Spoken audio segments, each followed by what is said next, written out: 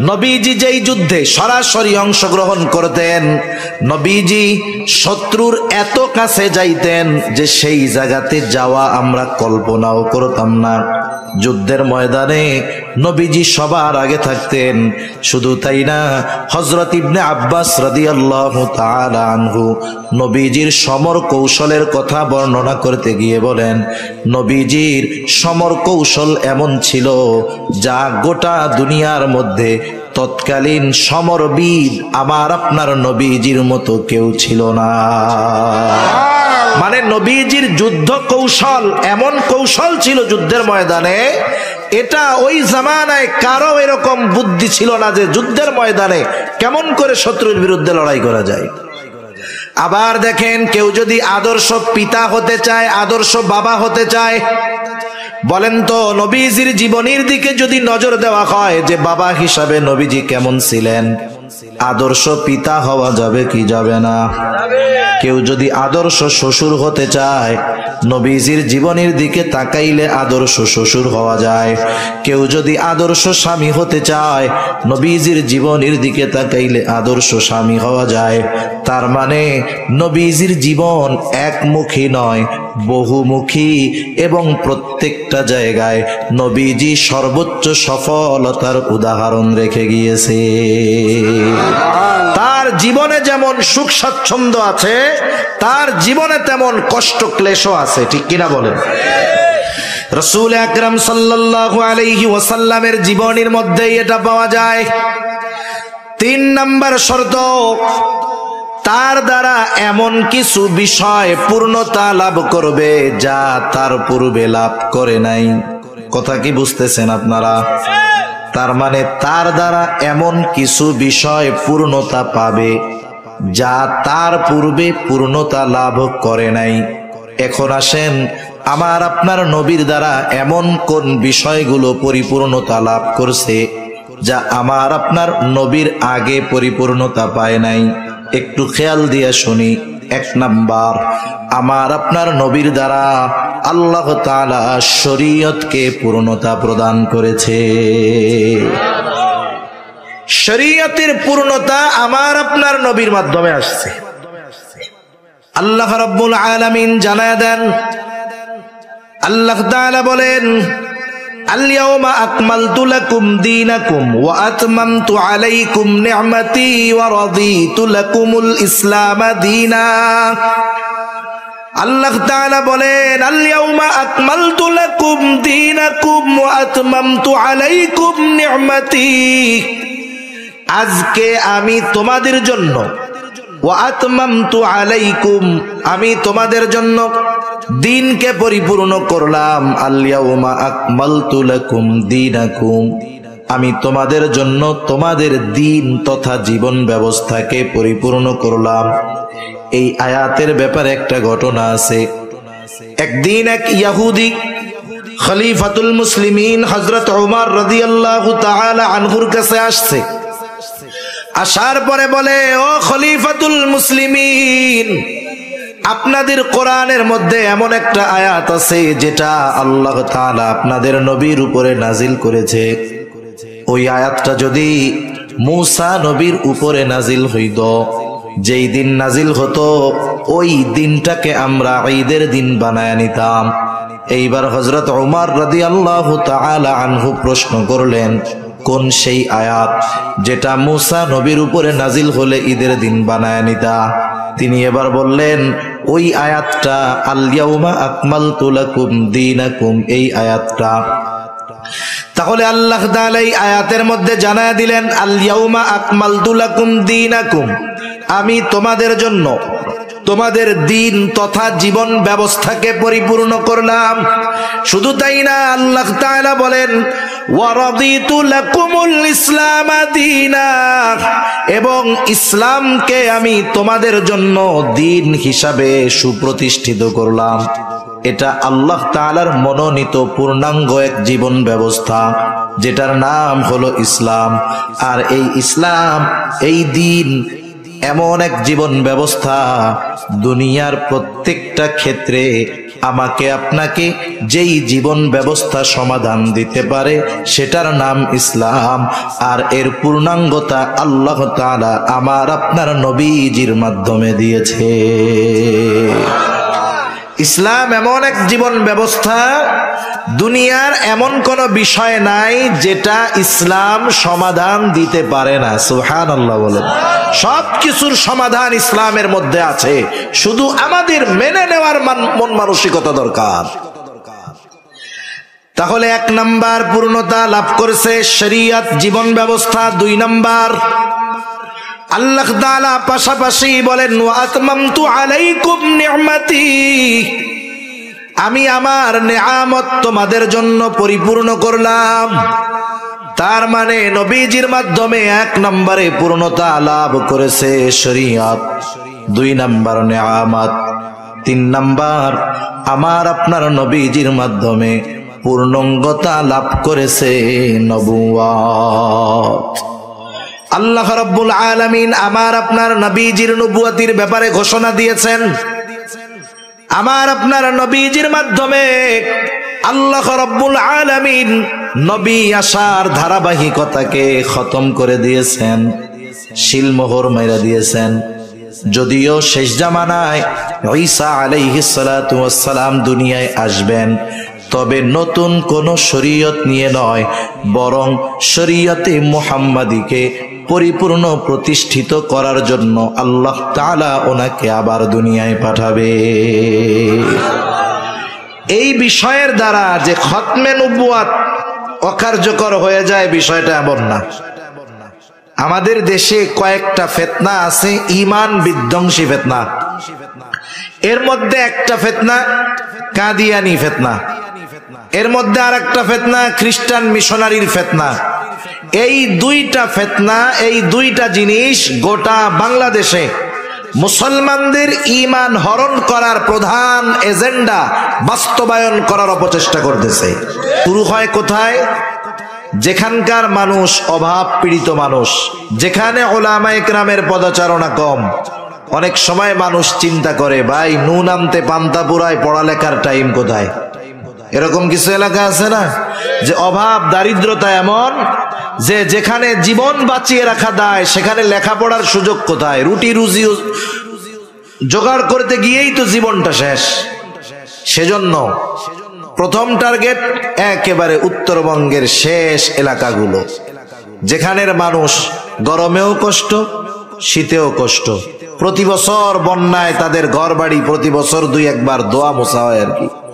আরেকটা হলো পার্বত্য অঞ্চলে, যেসব জায়গায় এদের ওই মিশনারি গুলো চলে, ওদের মূল মিশন হলো মানুষদের ঈমান ধ্বংস করে দেওয়া। তাহলে 1 নাম্বার কাদিয়ানি, 2 নাম্বার খ্রিস্টান মিশনারি। এই খ্রিস্টান মিশনারি যারা ওরা সরলমনা মুসলমানদের ঈমান ধ্বংসের প্রথম কার্যক্রম শুরু করে সেবার মাধ্যমে। কিসের মাধ্যমে? সেবার মাধ্যমে। কারণ উত্তরাঞ্চলের এমন এমন জায়গা এখনো আছে কল্পনাতীত বিষয়, সেসব জায়গায় মানুষ সহজে যাইতে পারে না, যাইতে চায় না। একেবারে দুর্গম এলাকায় চরের মধ্যে দিয়া, বালুর মধ্যে দিয়ে হেঁটে হেঁটে 15-20-25 কিলো দূরে গিয়ে একটা জনপদ, জনবসতি। না যায় গাড়ি, না যায় নৌকা। এখন 20-25 কিলোমিটার 30 কিলোমিটার ওই বালুর মধ্যে পায়ে হাইটা যদি আমাদের যাইতে বলেন, যাওয়ার আগে বালুর মধ্যে শেষ হয়ে যেতে হবে। ওরা গিয়ে ওই সব অঞ্চলে, ওর টাকা পয়সার অভাব নেই। আমাদের মুসলমান সম্প্রদায় যারা গোটা দুনিয়ায় মুসলমান যারা আছে, আমাদের সম্পদ হইলে আমরা বিলাসিতা করার চেষ্টা করি। দেখেন না, শুনেন না মাঝে মধ্যে যে আরব দেশের অমক প্রিন্স অমক দেশে সফরে গেছে, যাওয়ার সময় সে সিঁড়ি নিয়ে গেছে, স্বর্ণের সিঁড়ি।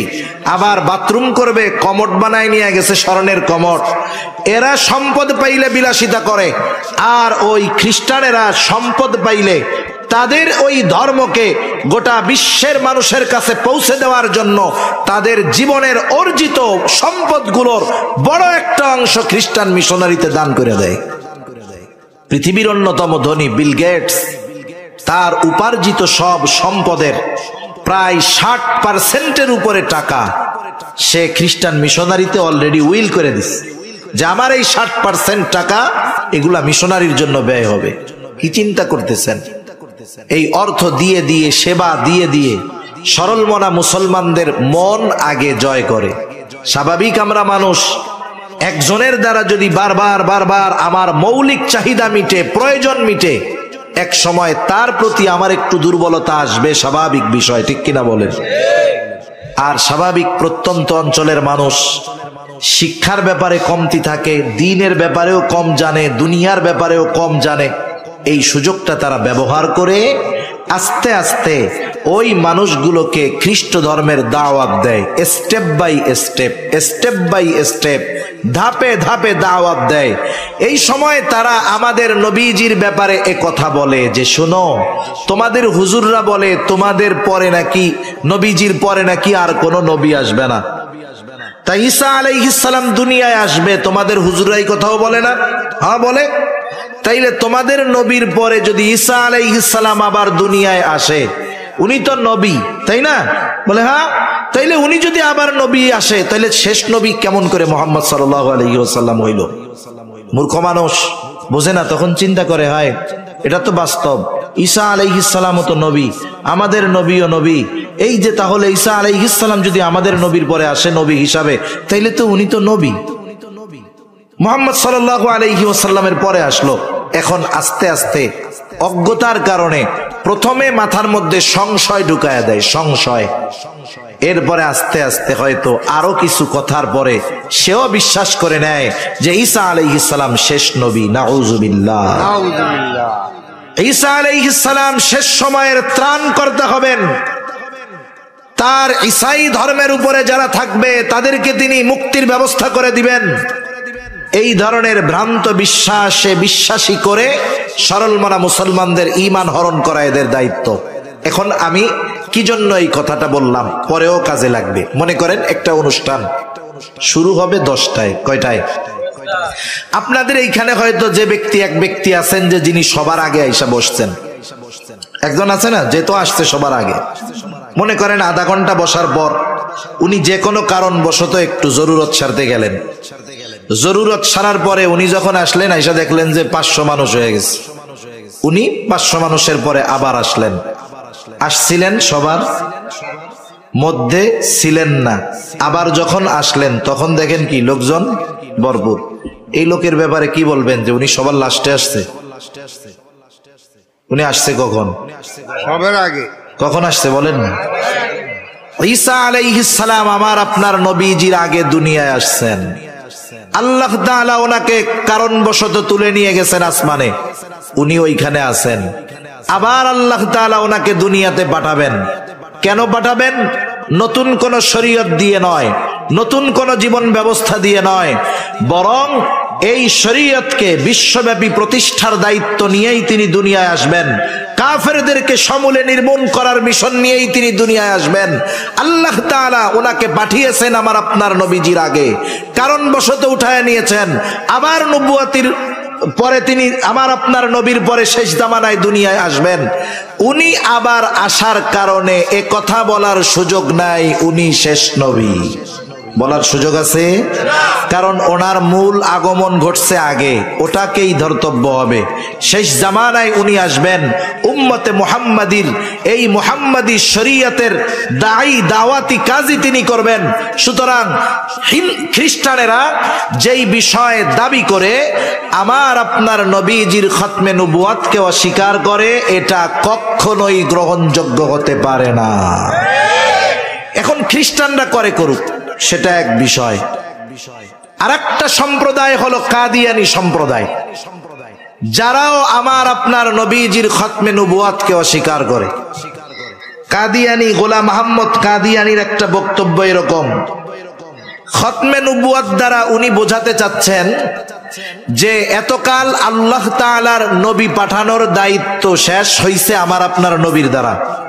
এখন আমার আপনার নবী যদি চায় নবুয়াত বন্টন করতে পারবে। নাউযুবিল্লাহ বলেন।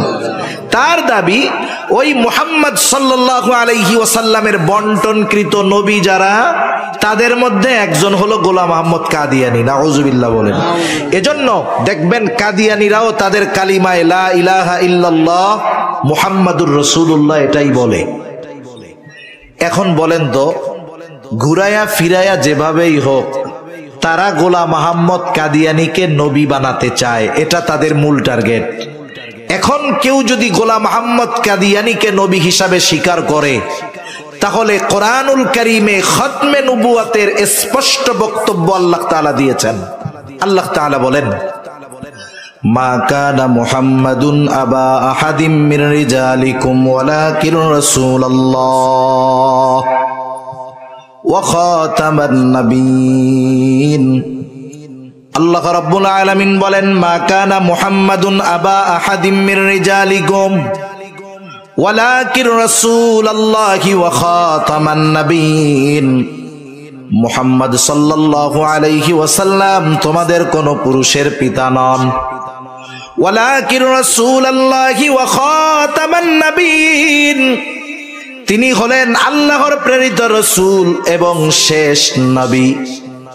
মুফাসসিরিনে কেরাম বলেন, এটা হলো খতমে নবুয়তের অকাট্য দলিল, আর কোন দলিলের প্রয়োজন নাই। সাথে সাথে নবীজি সাল্লাল্লাহু আলাইহি ওয়াসাল্লামের বক্তব্য হলো, আনা খাতামুন নবিয়্যিন লা নাবিয়্যা বাদি, আমি শেষ নবী, আমার পরে আর কোন নবী নাই।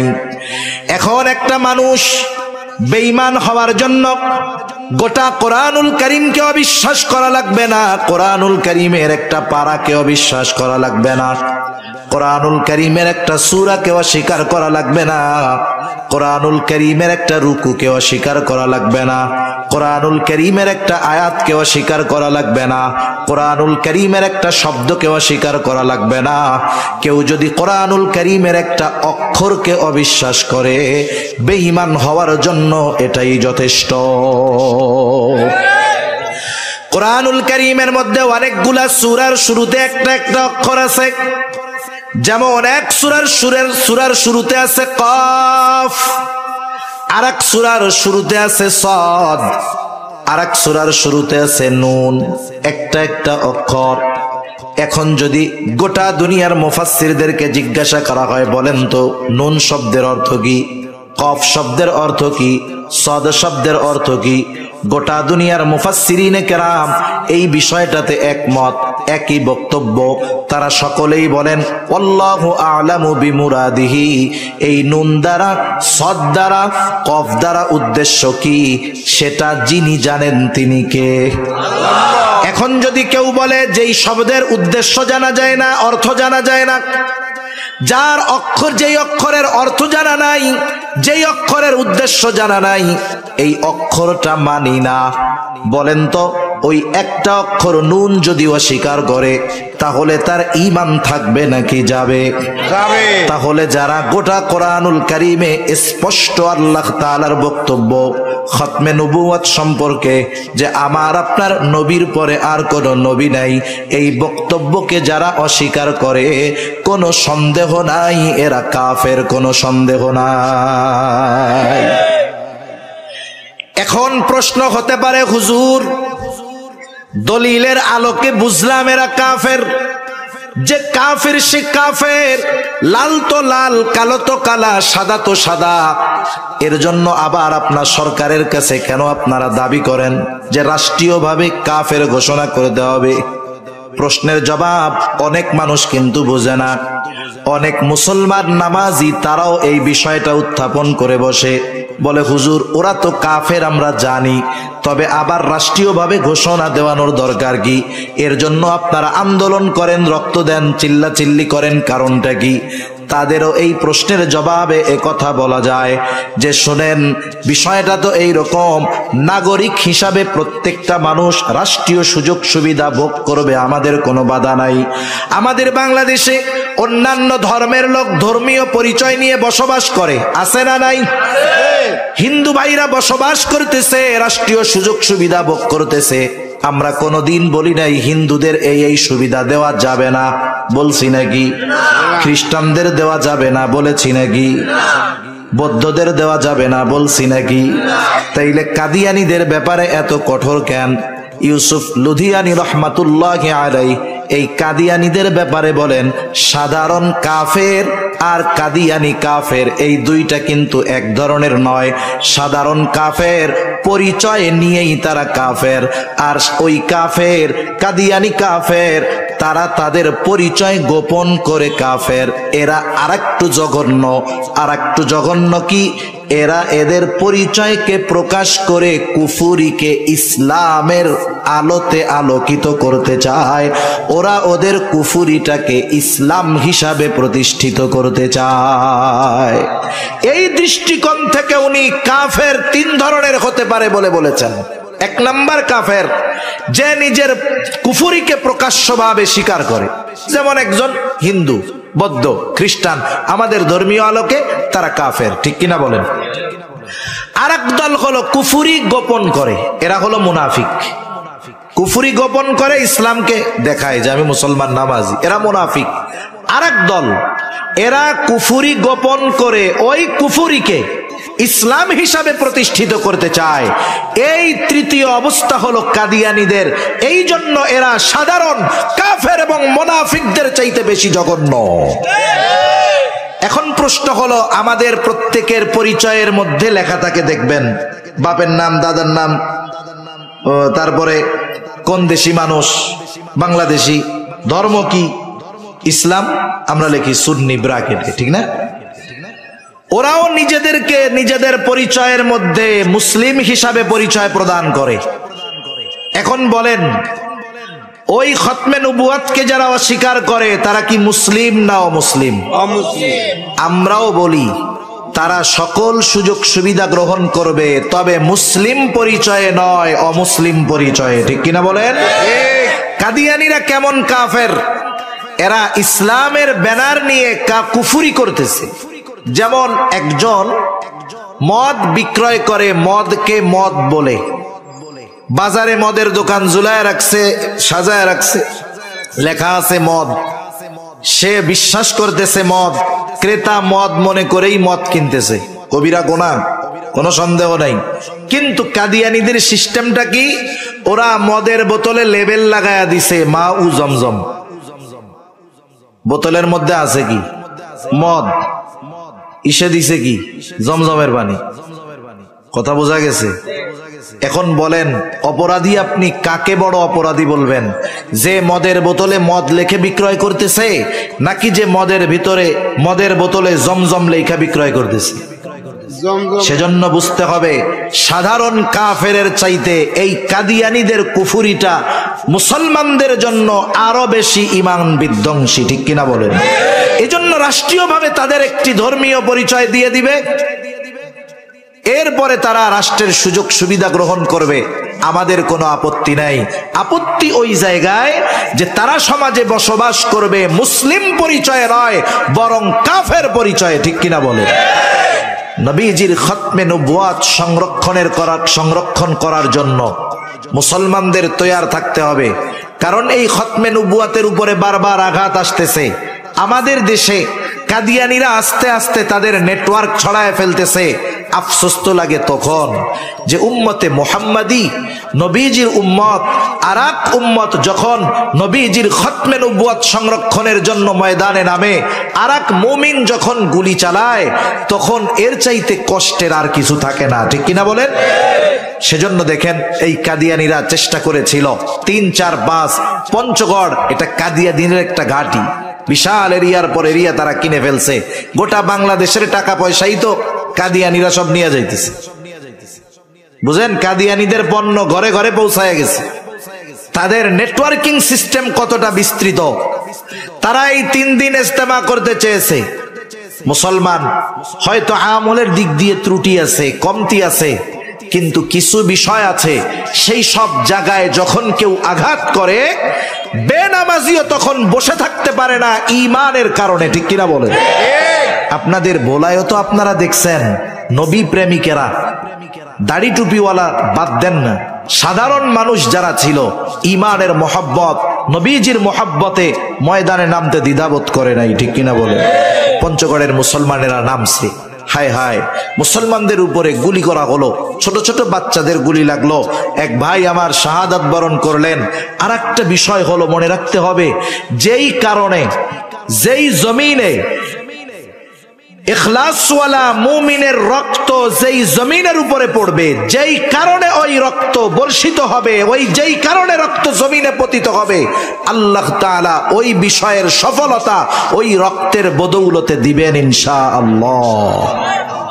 তাদের ইস্তেমা বন্ধ হয়েছে, সাময়িকভাবে বন্ধ, কিন্তু তারা যেন ভবিষ্যতে মাথা চাড়া দিয়ে না উঠতে পারে, এজন্য আমাদের প্রত্যেককে সর্ব অবস্থায় সচেতনতা এবং সাবধানতা অবলম্বন করতে হবে, ঠিক কিনা বলেন? কারণ এই বিষয়টা আমল সম্পৃক্ত বিষয় নয়, খতমে নবুয়াত এটা ঈমান সম্পৃক্ত বিষয়।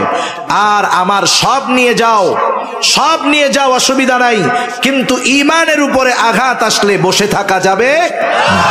এই বিষয়টার জন্য প্রস্তুত থাকতে হবে। আর এই নবীজির শানের ব্যাপারে, খতমে নবুয়াতের ব্যাপারে আমাদের জানতে হবে, উলামায়ে কেরামের সুপরামর্শের আলোকে ইনশাআল্লাহ সামনে অগ্রসর হতে হবে। ইনশাআল্লাহ পারা যাবে তো? আল্লাহ তৌফিক দান করুন। তাহলে আল্লাহ তাআলা আমার আপনার নবীজির মাধ্যমে নবুয়াতকে পরিপূর্ণতা প্রদান করেছেন, যা অতীতের কোন নবীর মাধ্যমে আল্লাহ তাআলা করেন নাই। 4 নাম্বার, আল্লাহ রাব্বুল আলামিন আমার আপনার নবীজির মাধ্যমে আখলাকের পূর্ণতা প্রদান করেছেন। আমার আপনার নবীজির আগে যত নবী দুনিয়ায় ছিল প্রত্যেকে উত্তম আখলাকওয়ালা, কোনো সন্দেহ নাই। তবে আমার আপনার নবী শুধুমাত্র উত্তম আখলাকওয়ালা নবী নয়, বরং আমার আপনার নবী হলেন উত্তম আখলাকে পরিপূর্ণতা প্রদান করনেওয়ালা নবী। আমার আপনার নবীজির চারিত্রিক সনদ দুনিয়ার কেউ দেয় নাই। আমার আপনার নবীজির চারিত্রিক সনদ দিয়েছেন আল্লাহ। আর আমার আপনার নবীজির চরিত্র কেমন ছিল? অনেক সময় আমাদের জীবনে এমনটা হয়, একটা মানুষ জীবনের প্রারম্ভে হয়তো অনেক অপরাধের সাথে জড়ায় ছিল, একটা সময় তাওবা করছে, ভালো হয়ে গেছে, আর গুনাহ করে না। কিন্তু আমার আপনার নবী এমন চরিত্রওয়ালা নবী, নবুয়তির আগে হোক পরে হোক, আমার আপনার নবীর দ্বারা এমন কোনো কাজ কখনো সংগঠিত হয় নাই যার দ্বারা কাফেররা আমার আপনার নবীর চারিত্রিক ব্যাপারে কোনো কথা বলতে পারে। যেমন দেখেন, হযরত মূসা আলাইহিস সালাম যখন কারুন সম্পদের মালিক হয়, অঢেল সম্পদের মালিক কারুন, মূসা আলাইহিস সালাম কারুনকে বলল, কারুন, এই সম্পদের মূল মালিক হলেন আল্লাহ, তুমি তোমার সম্পদের যাকাত দাও। কারুন যাকাত তো দেয় নাই, বরং মূসা আলাইহিস সালামকে জিনার অপবাদ দেওয়ার অপচেষ্টা করেছে। আল্লাহ তাআলা সহ্য করেন নাই, কারুনের উপরে গজব আসলো, আযাব আসলো, সম্পদ সহ কারুন জমিনের নিচে ডাবতে থাকলো। মুফাসসিরিনে কেরাম বলেন, কারুন এখনো জমিনের নিচে সম্পদ সহ ডাবতেছে, কিয়ামত পর্যন্ত ডাবতে থাকবে।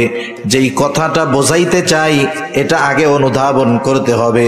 উদ্দেশ্য হলো, কারুন মূসা নবীর উম্মত, মূসা নবীর ব্যাপারে জেনার অপবাদ দেওয়ার অপচেষ্টা করছে। কিন্তু আমার আপনার নবীর যত উম্মত ছিল, যত বিরোধী হোক, নবীকে হত্যা করার অপচেষ্টা করেছে, কিন্তু আমার আপনার নবীর চারিত্রিক ব্যাপারে কোনো অপবাদ দেওয়ার দুঃসাহস কেউ করে নাই। আপনি সিরাতের কিতাব খুঁজেন, এক জায়গায়ও পাবেন না আমার আপনার নবীজিকে কাফেররা কোনো চারিত্রিক বিষয়ে অপবাদ দেওয়ার অপচেষ্টা করেছে, পারে নাই।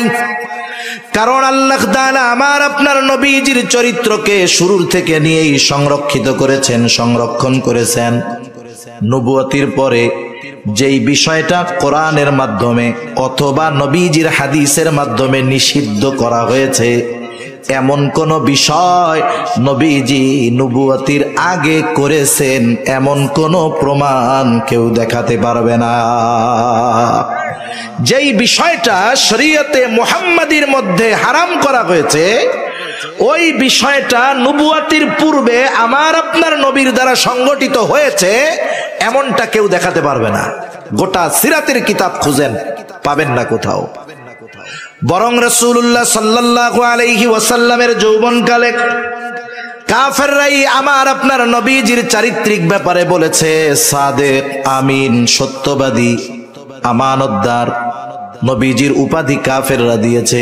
শুধু তাই না, যখন রাসূলুল্লাহ সাল্লাল্লাহু আলাইহি ওয়াসাল্লাম নবুয়তির পর 3 বছর গোপনে দাওয়াত দিয়েছে, আল্লাহ তাআলার পক্ষ থেকে আদেশ আসলো, ওয়ানজির আশীরাতাকাল আকরাবিন, আপনি আপনার নিকটস্থ আত্মীয় স্বজন যারা আছে তাদেরকে এবার দাওয়াত দেন। প্রকাশ্য দাওয়াতের ব্যাপারে ঘোষণা দেওয়া হলো, আদেশ দেওয়া হলো। নবীজি ওই পাহাড়ের উপরে উঠে গেলেন, আবু কুবাইস পাহাড়। ওই পাহাড়টা এত গুরুত্বপূর্ণ একটা পাহাড়, একজন অপরিচিত একেবারে নিঃস্ব মানুষও যদি ওই পাহাড়ের উপরে উঠে আরবদেরকে আহ্বান করতো, কে আছে এটা নয়, ওই পাহাড়ের উপরে যেই উঠতো, যেই বলতো, তার কথা তাকে গুরুত্বপূর্ণ মনে করে সব মানুষেরা তার সাহায্যের জন্য চলে আসতো।